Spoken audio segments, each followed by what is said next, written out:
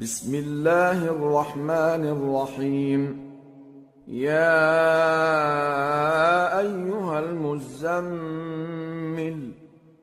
قم الليل إلا قليلا نصفه أو انقص منه قليلا أو زد عليه ورتل القرآن ترتيلا إنا سنلقي عليك قولا ثقيلا إن ناشئة الليل هي أشد وطئا وأقوم قيلا إن لك في النهار سبحا طويلا واذكر اسم ربك وتبتل إليه تبتيلا رب المشرق والمغرب لا إله إلا هو فاتخذه وكيلا واصبر على ما يقولون واهجرهم هجرا جميلا وذرني والمكذبين أولي النعمة ومهلهم قليلا إن لدينا أنكالا وجحيما وطعاما ذا غصة وعذابا أليما يوم ترجف الأرض والجبال وكانت الجبال كثيبا مهيلا إنا أرسلنا إليكم رسولا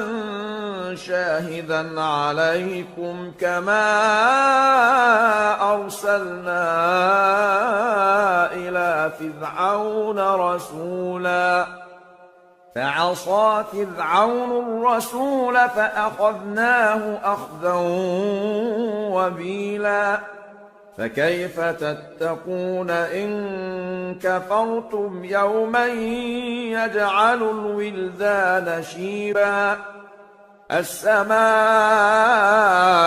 منفطر به كان وعده مفعولا إن هذه تذكرة فمن شاء اتخذ إلى ربه سبيلا إن ربك يعلم أنك تقوم أدنى من ثلثي الليل ونصفه وثلثه وطائفة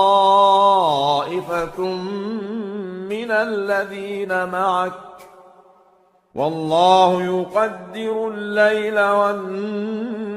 والنهار علم أن لن تحصوه فتاب عليكم فاقرؤوا ما تيسر من القرآن علم أن سيكون منكم مرضى وآخرون يضربون في الأرض يبتغون من فضل الله وآخرون يقاتلون في سبيل الله فاقرؤوا ما تيسر منه وأقيموا الصلاة وآتوا الزكاة وأقرضوا الله قرضا حسنا وما تقدموا لأنفسكم من خير تجدوه عند الله هو خيرا وأعظم أجرا واستغفروا الله إن الله غفور رحيم.